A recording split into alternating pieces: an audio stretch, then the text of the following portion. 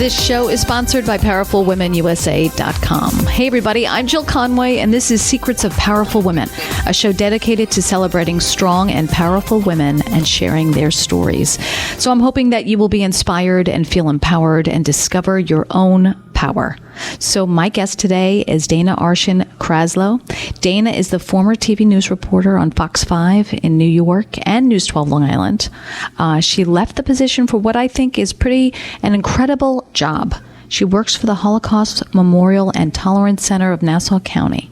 Dana, thank you for being here today. Thank you so much. Actually, it was News 12, the Bronx and Brooklyn, but I got my start as an intern for you at News 12 Long Island. I remember our intern days. Way back, and you were excellent back then. Thank you. Thank you so much for having me today, Jill. I literally just made a speech at a gala 2 weeks ago, and the first line I said was, there's nothing more powerful than women supporting women. So it's very fitting that I'm on your podcast today. We're on the show today. Yeah. Well, I mean, I think because I do think you're a powerful woman, and the stories that you are sharing need to be told and retold.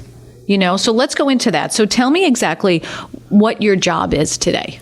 So I am the Holocaust Memorial and Tolerance Center of Nassau County. We'll call it HMTC for short. Okay. Their first ever storyteller.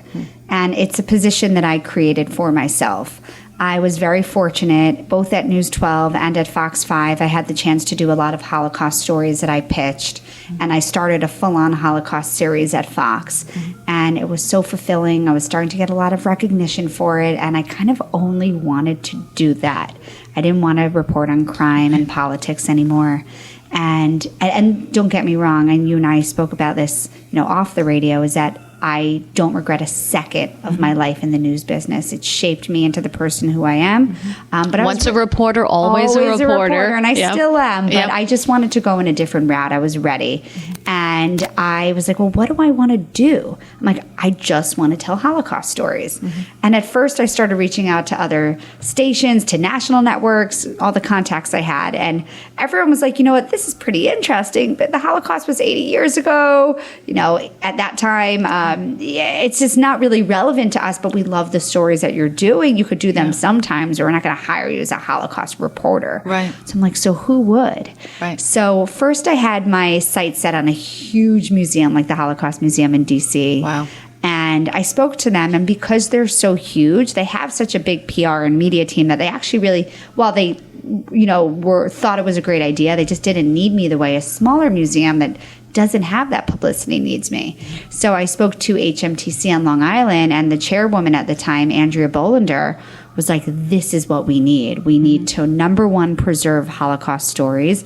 Number two, put our little center on the map. Yeah. So what I do is I go around, I'm a one-woman show, back to my original News 12 Bronx, Brooklyn day roots, and I shoot, write, narrate, and edit short documentaries on survivors, and very short, anywhere from 3 to 10 minutes. Something that's digestible and relatable and easy for people on social media to watch. Right. And I post them all over social media. And Instagram alone, most of my Holocaust stories are getting over 100,000 views. Yeah. So it's been amazing. Because they are very powerful. Even, you said you were at an event recently, and I saw a clip of that. I mean, the survivors, this beautiful woman, she was, over 100 years old. So Elizabeth, I think, is in her 90s. Oh, okay. But I do do interview a lot of survivors who are hitting 100 and beyond. Yeah. And my youngest survivors are anywhere from 80 to 85 who were born right as the war was starting or ending, or who were toddlers and children in hiding during the war. So I have like my young children in hiding survivors, and then I have my Auschwitz and camp survivors who are all hitting 100 and beyond. How many have you done already? How many stories? Oh my goodness. So I was recently counting. I mean, at Fox alone, I think I did like 26 stories. Since I've been here, I think I've done 8 or so. Okay. How many interviews I've done close to 100 in just 2 years. Wow. So I don't have help. There's a lot of mixed feelings on that. I don't have anyone helping me with editing or shooting. Which is very difficult. Yeah, but I'm like, love it. I went to grad school to learn how. I went to LI News Tonight. Did you ever go through that I program? did not. I think I'm one of the few people who was at the local stations in New York that did not go through that. And I know some people just went for for a semester or two to build a reel. I decided to get my master's there so I can get the most out of that program at NYIT. And I learned how to shoot and edit myself, and I fell in love with the craft, and I like having full control. Yeah. And even when I was at Fox, I worked with the most talented editors, but I'd have to be like, sorry to bother you, but you can't, can you add a dissolve there? Can you add, and like, I just know how I want it. So right now my goal is not to edit as many as possible. It's to capture them while the survivors are still here. And I tell the survivors, you know, they say, when can I see it? And I go, I have to be honest, I don't know when they'll be edited. And if I'm not able to edit them while you're still alive, I promise you that these stories will live on for generations to come. And I will, for free, edit these stories from my home, and if I have to. Like, if I were to lose my job, nothing is taking away these stories from me and the promise I made to the survivors. So, so I've interviews every single week. There's rarely a week where I don't have an interview set up.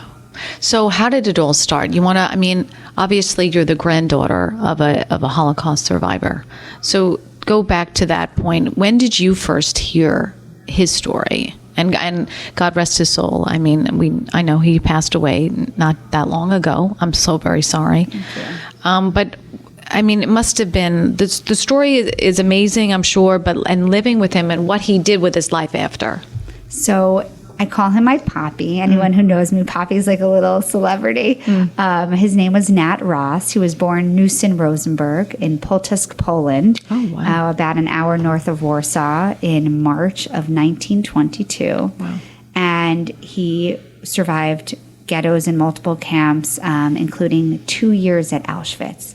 To survive a day at Auschwitz seems impossible, and he survived 2 years there approximately. His prisoner tattoo was 143499, and you know, once you get this tattoo, this is your new identity. You don't have a name anymore, you're a number. And you're lucky in a way, because if you have a number, that means you were selected to work. Everyone else was sent right to the gas chambers. So he was one of 9 children. He came from an ultra-Orthodox family. And he was one of 11 children, actually. 2 died before the war. When the war broke out, there were 9 of them. 5 of them were murdered, including both of his parents. And I mean, I could get into all the details, but I always knew from a young age that he had this number on his arm. And he would never shy away from it. He would always make sure we knew the number, but he would not talk about the story unless you asked him. And when you're a young kid, you don't think to ask about the Holocaust. You just think that's a number on it. Doesn't everyone have one? I had someone recently who I grew up with, who said to me, you know, I never heard you talk about your grandfather like this growing up. You know, I never even knew he was a survivor. You know, I didn't go around talking. Also, social media wasn't a thing growing up. And it's not something you honestly just bring up in social conversation. I mean, really, you know, like, hey, how was your kid? Whatever. Or, it's just not. But anyone really close to me knew.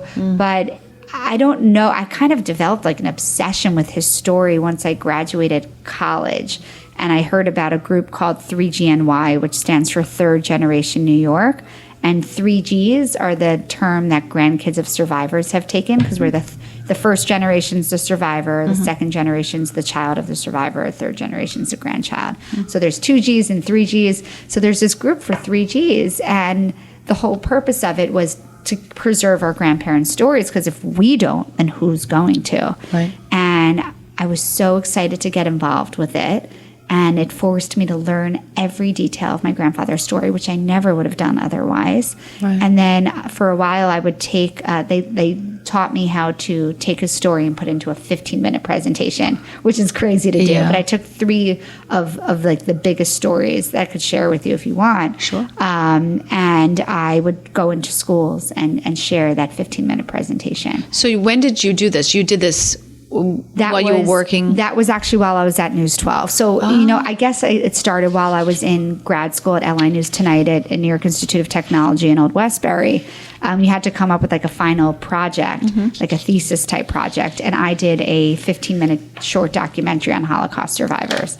So that was really at LI News Tonight where I got started. Oh my God, Dana, I never knew that. Yeah. I just thought, this was something that started at Fox. No. So it started at LI News Tonight. And then I did a 2-part series at News 12. And then at Fox, I traveled to Poland and Wow. I started this series. And I was telling you, my boss, Ahmad Asghar, Great guy. who I couldn't have done this without him. He doesn't even have a Jewish background, and he was the biggest supporter of my work, and I couldn't have done this without him. And to this day, even at HMTC, he proofreads every single one of the scripts that I do.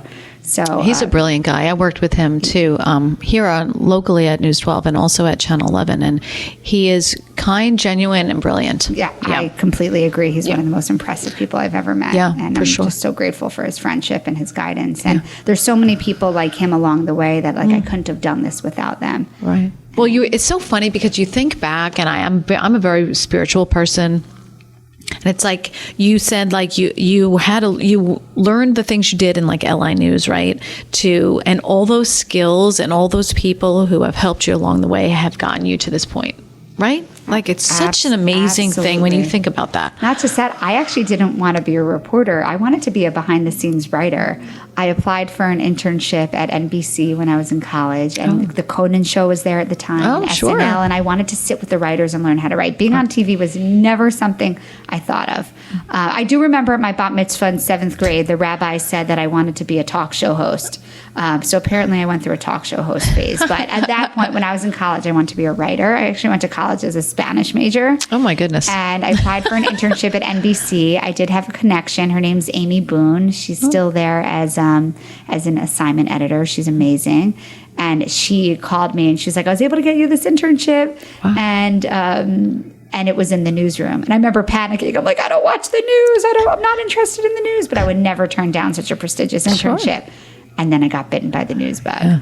I was shadowing reporters in the field every day and like waking up and being an expert on a different topic and not knowing where you're going to travel to, who you're going to meet, what you're going to talk to. It was just fascinating. Yeah. And then that changed my whole trajectory. Wow. And then you came out to News 12 at that point? Or? Then I was at LI News, and then I remember my mentor from grad school. I said, do you think I can get my first job in New York? Because everyone has to go to like Alabama. I know. And he said to me, I would be very surprised, but I've been surprised before. Mm-hmm. So you know what I did? I did some research, and I learned that News 12, the Bronx in Brooklyn, was one of the only stations that was hiring young, inexperienced reporters because you had to shoot, write, and edit your own stuff. I know everybody's doing it. Be a one-man band. Yeah. And now it's very common, but then it wasn't. It wasn't as common. Which is very difficult. I don't think people realize, who are possibly listening, that that's a very hard thing to do. It is just you. I used to write my scripts while stopped at red lights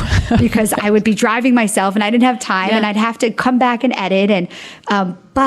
And that's tracking your voice. But when you learn how to do it well, you could do an entire story in 40 minutes where it would take you 8 hours with a cameraman and an editor. So I actually kind of got spoiled and kind of loved it because I could travel at my own pace and do you things control quickly. all aspects of it. Every shot. You have so much more pride in your stories because it's 100% yours. Yeah. But don't get me wrong, there are plenty of times I'd be at a major press conference or a parade and I'd be by myself with the heaviest camera equipment, and I would do anything for help at that moment. And most people, I think, would also always volunteer for you, right? I always saw like the guys and sometimes help out. But sometimes they can't because they're carrying their own equipment. But no, a lot of the like the big cameramen from the other station would definitely help out when they could. Oh my God. And set up, and then you're by yourself in sometimes probably sketchy areas. They would send, I'm like 5'2" and like petite. They would send me and another girl my size to Brownsville, Brooklyn to go to a shooting. And I'm not even criticizing the station. This is the news. If a story needs to get covered. Right. So, it was a fascinating industry. Right. But I was definitely ready to take it in another direction. So what happened? So we'll go back to the whole to the Holocaust Museum and Tolerance Center, in a little while. But how did you come to the decision? I know you mentioned it for a minute, but how did you come to the decision that says, you know what, I'm not feeling this anymore. I'm not feeling news anymore. So I'll be completely honest. It was a number of things. I had my first daughter. During the pandemic, I was live at 12 p.m., 5 p.m., and 6 p.m. every single day. And you can quote me on that. I was like the standard 3 live shots a day reporter at Fox.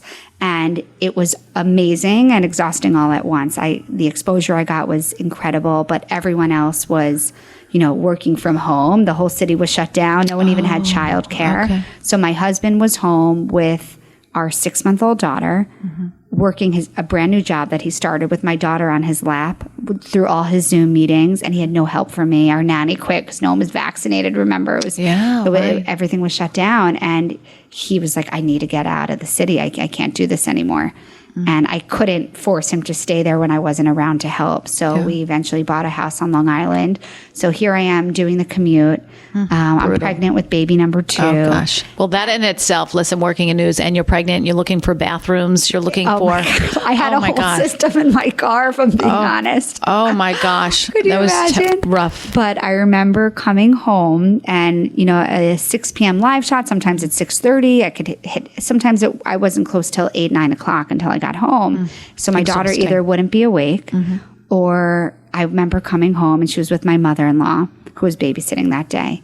And she cried when she saw me and ran to my mother-in-law. She didn't want to be with me. Oh, I'm tearing up with that. You know what? It was the best thing to happen to me because I'm like, this just isn't sustainable. Exactly. Right. And which I think you're speaking to a lot of women. It was the worst feeling. And then my daughter, who I'm so close with, but she definitely has a much stronger bond with my husband because of that time that she spent with him. And my little one, who I spent all the time with, is much closer to me. So we have... So what's their ages? They're a little less than 3 years apart. So 3 grades apart. They're 5 and 2 girls. So that was the final straw for me. Yeah. And there were a few other things. I was filling in at the anchor desk and I was getting all these opportunities. Which is amazing, right? It was wonderful, but there's really not much room for growth and pay increase in this industry. And, I felt like I could do more for financially. I felt like I could do more for my family, and I just wanted a better option. But I was not going to leave until I found that option. I wasn't just going to quit. Right. I needed to find the perfect role. Right. So I spent a really long time. I wrote up an entire pitch of what I could do as a Holocaust storyteller. I sent it to multiple museums. And HMTC, that woman, Andrea, at the time, the chairwoman, was like, yes, I want you. And she made it happen. It took a long time. It took months and months. And they're like, there was a lot of confusion, like, why does our Holocaust Center need a broadcaster? Like, what is she going to do for us? And I think people are starting to see that I'm putting the museum on the map in a very different way. Now, and our center is incredibly important. We have an amazing education team that goes into almost every school district across Long Island or brings them to our center. And we have Holocaust survivors speak to them, 2Gs, as I mentioned, children of survivors speaking to them. And that is the most important work that we do, is bringing our survivors in person to students. Right. But I'm just reaching a whole different population on social media, on TikTok. And I haven't gotten to TikTok yet. Everyone's telling me I have to. I know. Instagram and Facebook and even Twitter.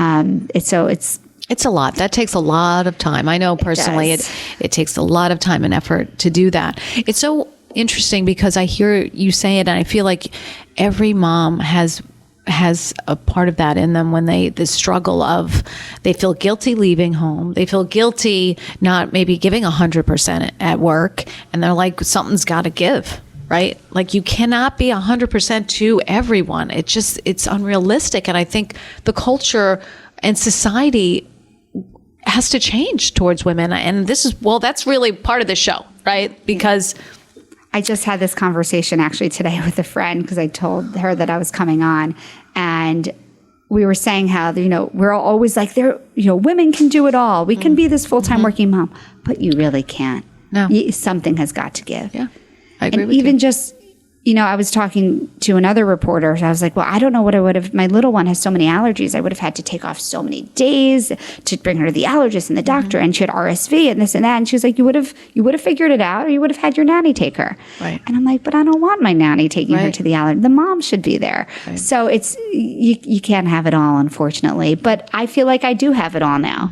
I created this full-time job for me that has hours that are so perfect for my life. It's close to my home. I'm doing something fulfilling. So the takeaway from this should be that some industries maybe not, but you can create it for yourself. Yes. And that's exactly what I did. And you did that too. Well, you know what? I think like so many of us, we struggle with what that is, and that search for what lights you up, what fills your soul, and you have to kind of go with that intuition and that feeling. And if it's not available, you create it. So we are coming back with Dana Arschin Kraslow, and she's storyteller for the Holocaust Memorial and Tolerance Center in Nassau County. She's coming up after the break. So I'll have her link on my podcast and website. You're listening to Secrets of Powerful Women. Join our community. Head to powerfulwomenusa.com for more information, and follow us on Instagram, Facebook, Spotify, and now Apple Music.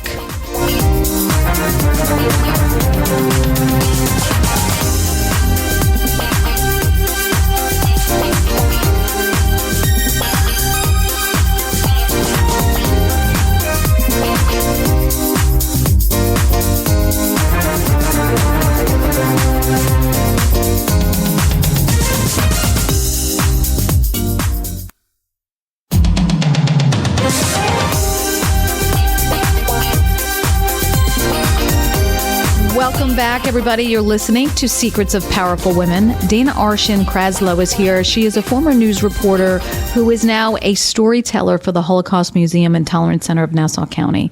And Dana, you know, all the stories that I have ever listened to from survivors of concentration camps are incredibly powerful and emotional. And I don't think I've ever listened to one where I didn't tear up.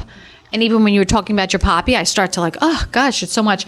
Is the story of your grandfather, and you're the daughter of a concentration camp survivor. Granddaughter, I'm sorry. You're 3G, as you mentioned. That really affected you, obviously, and now it seems like it's your life's work, right? To keep these stories going. Why is it so important to you at this point? It's funny that you say it's affected me, because I never realized that it did. I kind of always just used that part of myself to fuel me. Mm-hmm. But I keep hearing more and more about this generational trauma that's passed down. And only recently have I realized just how affected I have been by it. You know, Jews have been persecuted for so long, and we kind of all feel like everyone's always out to get us, and there's so much hate in the world. And it's very hard to separate, that trauma from reality, and I kind of grapple with that always. Wait, what was your question again? I moved from it. I don't know now. I said, like, how has it affected you? Oh, yeah. Why did you, So this is truly why I do this work. I am very aware of the fact that I would not be here if not for my grandfather. And I say this all the time, and he could have chosen to take his own life. He saw prisoners in Auschwitz run to the electric fence because they didn't want the Nazis to kill them. They wanted to die their way. Or because they were so miserable, they just wanted to control how they were going to die. Every day, he woke up and said, I am going to live today. So he made that decision so that he could have a family and so that I could be here. So how could I not keep his story alive? Now, to make it an entire career, that's nothing I ever envisioned. Mm-hmm. But it kind of just kept going in that direction, the more and more stories that I did while I was at Fox. And I've never looked back. And I feel him with me all the time. Wow. Like I don't think I was like a very spiritual person growing up. I've become more and more. I've always heard people say, they feel someone's presence. I never believed that, but I really feel him. For sure. Like, I feel him. And I know that this is what I'm meant to be doing. So was he reluctant to tell his story? When was the first time you heard your grandfather's story? You know what? I've been asked that before. I don't know. But it was young. Were you young? I was young, and the first number I ever had memorized was probably his concentration camp number. Without realizing what it was. Yeah, it was just when I was 5 years old. In the summer, he'd be wearing a T-shirt, and the number was always there, and he'd always say 143499. Like it actually had to have been the first number I ever had memorized. Yeah. And it was just a part of me. And you don't think to ask when you're just living next to it all the time. And then, things would come out in conversation, or my mom would make comments like, I never got to know my grandparents. You're so lucky to have your grandparents. I never got to meet aunts and uncles and cousins. Wow. Because of how many were killed. And it was like comments like that would just come out over the years. And then when I was in college, I went on a birthright trip, a trip to Israel, where Jewish teenagers are granted this free opportunity to visit Israel. And that definitely woke something up inside me. And I just think my pride, I'm not a religious person, but I'm very proud of my ancestry and my traditions and my heritage. And so much of Judaism for so many people is not, following the Torah, but it's about the culture and the traditions that we pass along. And, I respect every type of Jewish person and how they observe. But for me and a lot of people in my community, it's about that culture, the Jewish traditions. And I think that I started becoming more and more proud of that. And then from that pride, you just start to think of like, where does this stem from? And I learned so much about my ancestry. My grandfather, my Poppy's grandpa, was named Natan Torfstein, and he was the chief rabbi of Stanislav, which is a city right outside of Warsaw in Poland. So I'm like, wow, I come from this ultra-Orthodox family, a chief rabbi with a huge beard and a black hat. And just to think that I come from this rabbinical, and he was a huge scholar, he wrote books, and I'm fascinated by it. And it's not the lifestyle that I can keep myself because I wasn't raised like that, but I absolutely respect it and I'm fascinated by it. Did your grandfather really get into detail with you ever? Or you mentioned a little bit like that he would, some guys used to run towards the fence. Did he ever really describe to you the horrors there personally? Absolutely. So as I got older, he never didn't answer a question. I just didn't really ask questions until I was older in my 20s. And I know every detail of his story. And Steven Spielberg started a foundation called the USC Shoah Foundation at USC. And they went around interviewing tens of thousands of Holocaust survivors in the 1990s. My Poppy was one of them. And they're doing a last call right now for anyone who wasn't interviewed. And I have my Poppy's entire Shoah Foundation interview. Anyone watching, just on YouTube, type in Nat Ross, Natross, Shoah Foundation, SHOAH. And Shoah is the Hebrew term for Holocaust. So if you ever, Yom HaShoah, which is Holocaust Remembrance Day. So you'll start to see that word Shoah now that I've mentioned it. A lot of people say, I didn't realize. Sure. I'd love to share a story with you that that I always bring into my school presentations. So my Poppy was in a tiny forced labor camp, only about 50 prisoners there, and it was called Colmar, and it was near the German-Polish border. And he was tasked to work in the sewers. And most people would be like, this is disgusting. I don't want to work in these filthy sewers. But he was happy because he was out of eyesight of the guards all day long. Sure. And he had to clean out the sewers, help with the filtration system. And every now and then he'd find old scraps of rotten food down there. And he found rotten potatoes. And he found a way to tie the potatoes into the pocket of his very thin uniform. And every few weeks at this camp, they would ask all the prisoners to take off their uniforms and throw it in a huge pot of boiling water so that infection wasn't spread throughout camp. Nazi guards didn't want to get infected with all these diseases. So they would so every few weeks, he would tie in the rotten food that he found in the sewer into the uniform, very just tiny pieces. And that's how he'd get a little extra nutrients by boiling that food with his uniform. Wow. So one day he was caught. To this day, he has no idea how. He doesn't know if someone ratted him out. He doesn't know if a guard saw him, if a potato fell out. He has no idea. But they said, we know what you've been doing. Come with us and start digging your own grave. And he was sure his life was about to end. He said there was a gun held to his head as he's digging. He's about done, and they asked him to lay on the ground. Oh, my gosh. And they said, you don't fit. It's not wide enough. It's not long enough. Keep digging. So he keeps digging. And, he's trying to go slow, but they're telling him to go fast. And at that point, he kind of just gave up on life. He's like, there's no way out of this. Right. And a few feet from him, a prisoner who was probably incredibly dehydrated and starving and malnourished collapsed. And they shot that prisoner in the head, threw him in my poppy's grave, and said, "Isn't today your lucky day?" And my poppy recites this on this interview, and the verbatim German commands too. I mean, his memory was sharp until the day he died. He died at 101 years old. Oh, God bless him. Last December of 2023. Oh. And he really, honestly, he could have kept living too. I think he was just exhausted with life at that point. Sure. But he had the strongest will to survive. And I mean, all these close calls. And there's more like that I could share. But oh my so gosh. that story So to me powerful. is just one of the most powerful ones that I've just never been able to forget. Like, how can anyone ever relate or put themselves in that situation? And somehow he was stoic and kept digging. And imagine that was 5 years. So Poland, where he lived, was the first country to be invaded during the war. So Polish Jews were prisoners for longer than any other group.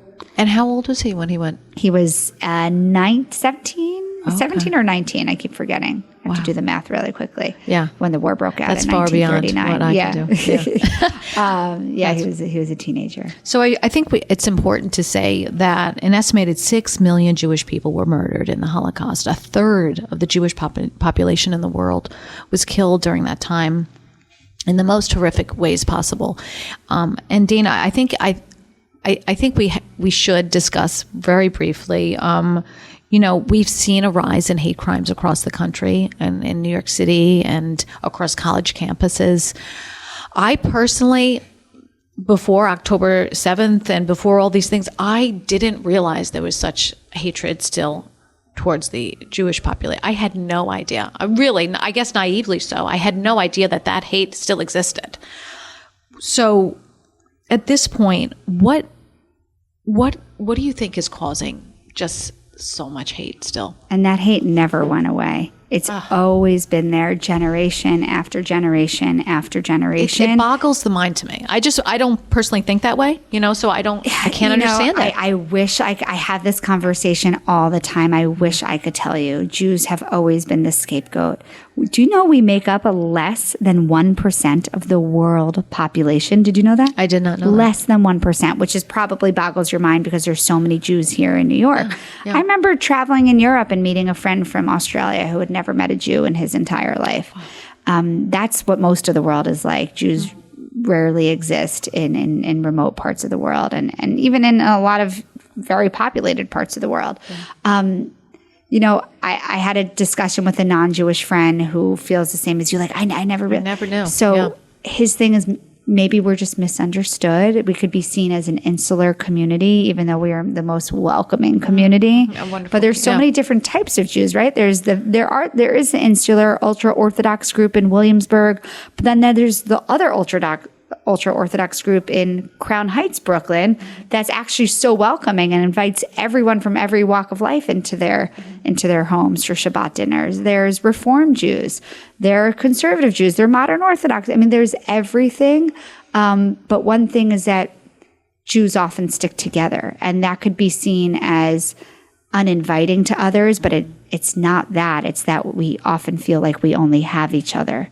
Right. And, I think there's this conception that like Jews build Hollywood. Do you know why that's actually true? Because when Jews moved here after the war in the early 1900s, they weren't allowed into any other occupation. So they actually created Hollywood. They said, well, why don't we create our own industry? So it's always like Jews rule the world. Well, it's because nobody helps them, and they had to keep creating and coming up with ideas for themselves over and over and over again. Jews often have a lot of money, and then there's a lot of Jews that are so poor. So you hate the poor. The poor. I spoke to someone who lived in Poland who remembered his grandmother just saying the poor Jews were like scavengers just looking for food everywhere. They were like, and taking over the city. And then there's the rich Jews. Well, you always want to hate rich, successful people. Always, so, right? No matter. So there's just I don't know. These are just theories. I'm absolutely not an expert on anti-Semitism. Right. These are conversations I've had with people. who knows? Like, who actually knows? In Germany, they needed a scapegoat. The economy was terrible. Hitler came in and said, this is our solution. Get rid of the Jews. And when people are desperate or in depressions, economic depressions, you go with whatever solution is put in front of you. Yeah. So, I wish I had a good answer. My answer lately for how can we combat this is, one, education, sharing stories, exactly what I'm doing, going into schools, but two, inviting non-Jews into your home. And I do that. I started making Shabbat dinners 2 years ago. I make one a month for the most part. Sometimes I take a month or two off, but I've had more families in my home than I can count in the past 2 years. And I invite non-Jewish friends, and I just want to welcome them into my home and let them see my traditions and let them know that Judaism is such a welcoming, beautiful religion. Right. And that's all I can say. Yeah. But I do think that the anti-Semitism has always been there under the surface, and that things erupt over time that give those people fuel to come out with it. What do you think about it? It seems, in many campuses that it's just not being stopped. These demonstrations are not being stopped. I see it at my daughter's school in Texas, Georgia, South Carolina. It's like, why? I know we have freedom of speech. It's not what I'm saying, but this is just hate-filled. Like, this isn't. I think, unfortunately, a lot of educators are misinformed, too. I have a friend, not a friend, I heard from a speaker who went to Columbia and another speaker who went to Harvard, who said that their own professors were, spewing anti-Semitic comments and anti-Israel comments. And the truth is, it is a very long, complicated history. But however you feel about Israel should not affect Jews who live across the world. And people will argue that, say, well, it does, because Jews often are supporting Israel. What people don't understand is that after the war, the United Nations partitioned the land to give half of it to Israel and half of it to the Palestinian people. Israel was happy with that plan. Palestinians said, no, we want the whole land. And then the Arab countries fought Israel, and Israel won the war and won the land. They never wanted that. They wanted a two-state solution. And the United Nations came up with this proposal so that Jews had a safe place. There are, I believe, approximately 50 Muslim majority countries in the world. There's one Jewish state in the whole world. That's it. And nobody wants a war. Everyone wants this war to end. But Jews are working so hard to defend their one state. And it's the only country in the world that has to defend itself for defending itself. There's always two sides to the story.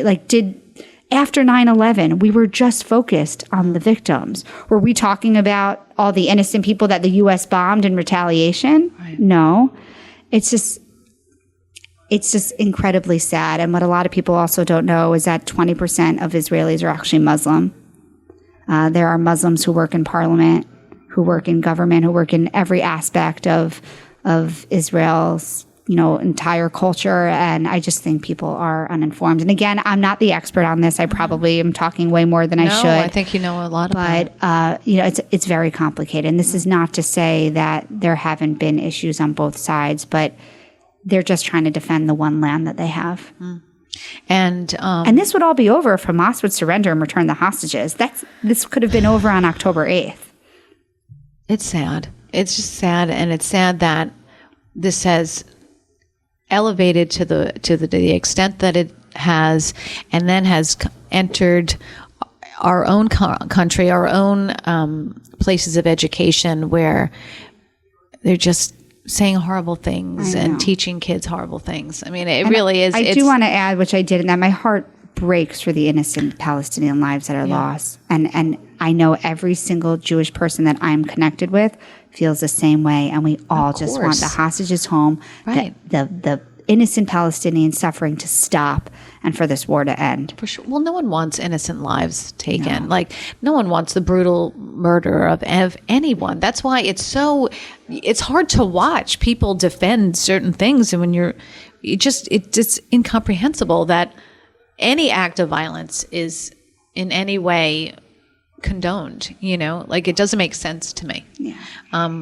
But so the Holocaust Memorial Tolerance Center, it opened 25 years ago I think in we're Nassau actually County. hitting 30 years. Oh my gosh. Oh, okay. Well, I only know that because on our signature everywhere, we have like the big 30 now. Oh, I'm so sorry. Okay. So, I want to talk about that, but why isn't there one in Suffolk County? That's a great question. I think you need to start with. I think you, our non-Jewish ally, should help us start it up. I would love that. We have some incredible non-Jewish board members. Our vice chair, Yolanta Zemeka, is not Jewish, and she is such a force. She created our Children's Memorial Garden.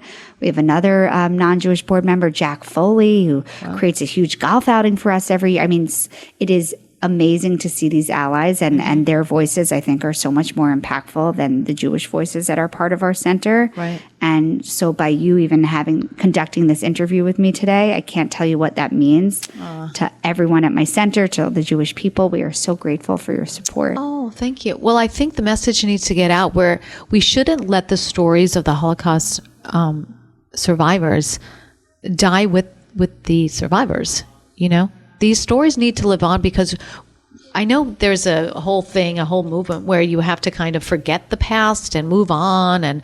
But if we forget the past, we tend to relive the past. And that can't happen, these things. It cannot happen. And we see the destruction and the horrors of October 7th.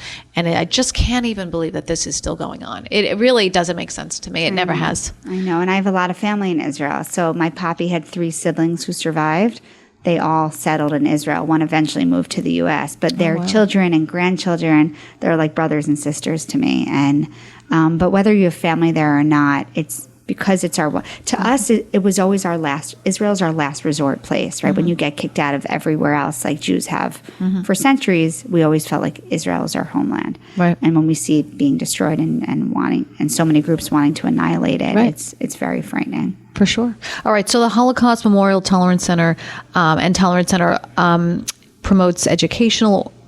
It educates students and the community, and it has school programs and lectures. And Dana is one of those lecturers who goes around to the high schools. So technically not part of the education team. We have 50 seconds. Go ahead. But yes, I go to high schools with special requests, but we have an incredible education team that handles all of that. So you want Dana at your high school to talk and educate the youth, so all of these things can get better. Life can get better.